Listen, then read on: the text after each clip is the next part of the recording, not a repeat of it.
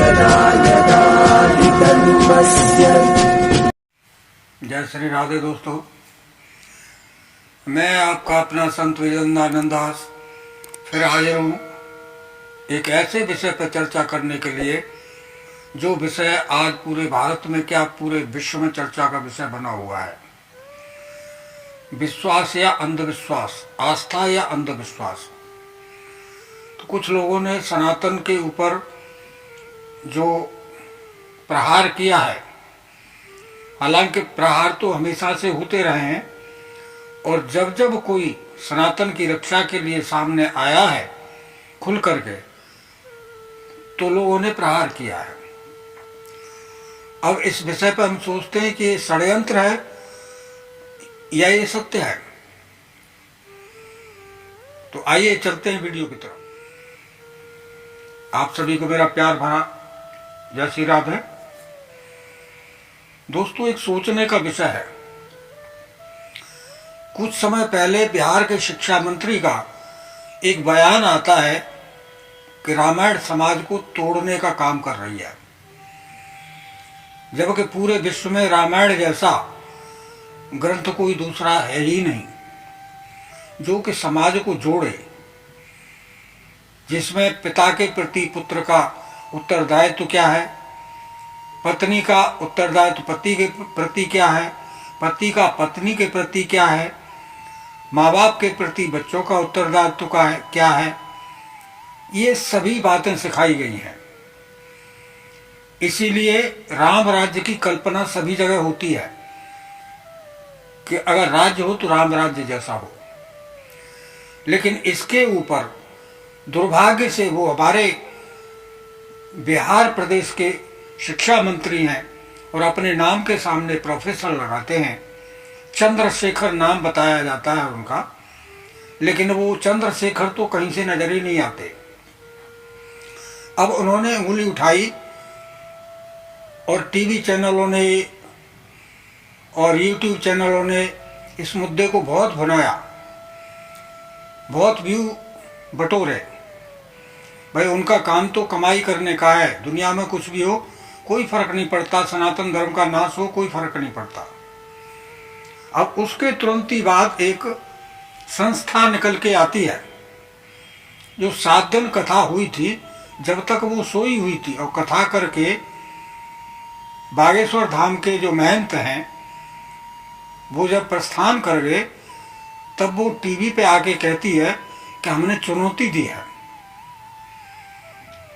तो भाई, चुनौती तो तुम्हें उस समय देनी चाहिए थी जब दरबार लगा हुआ था। और वो व्यक्ति किसी वीडियो में ये नहीं कहता कि ये सब मैं चमत्कार करता हूँ। वो सीधा कहता है मैं एक आम आदमी हूँ, मैं कोई संत नहीं हूँ, मैं कोई महात्मा नहीं हूँ, मैं कोई चमत्कारी नहीं हूँ, मैं तो केवल अपने बालाजी महाराज की शरण में हूँ, बस उनके सामने अर्जी लगा देता हूँ, लोगों के काम हो जाते हैं। तो ये हम लोगों की आस्था का विषय है, और जिसकी जहां आस्था है उसको ये संविधान भी मौका देता है कि अपनी आस्था पे आप बने रहें, अपनी आस्था का प्रचार करें, अपने इष्टों का प्रचार करें, और वो वही काम कर रहे हैं। अब बात क्या है कि धर्मांतरण रोकने में उसका बहुत बड़ा योगदान है। जब जब जो भी सामने आया सनातन में, उसके साथ में कुछ न कुछ षड्यंत्र रचा गया। अब यहीं देख लीजिए, पहले शिक्षा मंत्री जी आते हैं, जब तक ये कोई मुद्दा नहीं था, और 4 दिन शिक्षा मंत्री की पार्टी की तरफ से चलता है मुद्दा, 5वें दिन ये मुद्दा निकल के आ जाता है। तो इसको हम क्या कहें, षड्यंत्र कहें, क्या कहें? ये षड्यंत्र ही है कि उन लोगों ने मिलके, नाम उनका श्याम मानव है, वो श्याम कहीं से है ही नहीं, और उन पे उंगली उठवाई, जबकि लिखित में कोई है ही नहीं। भाई, 30 लाख रुपए तुम उस आदमी को दे रहे हो, तो 30 लाख रुपए तुम किसी अच्छे काम में लगाओ, तब तो बात बने, अगर तुम्हारे पास है तो। और 30 लाख रुपए तुम्हारे पास आया कहां से? तुम संस्था चलाते हो। तो ये सोचने का विषय है।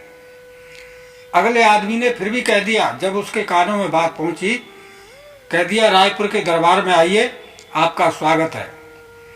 आप जो भी पूछेंगे उसका उत्तर आपको हनुमान जी की कृपा से मिलेगा। चैलेंज भी एक्सेप्ट कर लिया। लेकिन वो कह रहे हैं कि हमारे यहाँ नागपुर में ही आइए।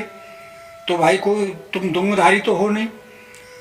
रायपुर में धीरेन्द्र कृष्ण का भी कोई जन्मभूमि नहीं है, वहाँ उसका कोई अपना वो नहीं है, वो कथा करने गए हुए हैं, ना उनका स्टेट है वो। तो अगर तुम सही है तो तुम्हें वहाँ जाने में क्या दिक्कत है? और आज जो दरबार लगा है उसकी वीडियो की थोड़ी सी झलक दिखाऊंगा। एबीपी न्यूज के कोई पत्रकार हैं, वो भी कवरेज करने के लिए गए थे। उन्हीं की जवानी क्या है क्या नहीं है ये आप खुद देख लीजिएगा। सनातन को कितना बदनाम किया जाता रहा है और कितना बदनाम किया जा रहा है, ये आप सबको देखना है, हम सबको देखना है। जैसे जैसे सनातन मजबूत होगा ये मक्खी मच्छर निकलते रहेंगे। तो देखा आपने। अब आगे आप जाने क्या सही है क्या गलत है। मैं किसी अंधविश्वास का पक्षधर नहीं हूं। मैं हमेशा से खुद अंधविश्वास के खिलाफ बोलता रहा हूं।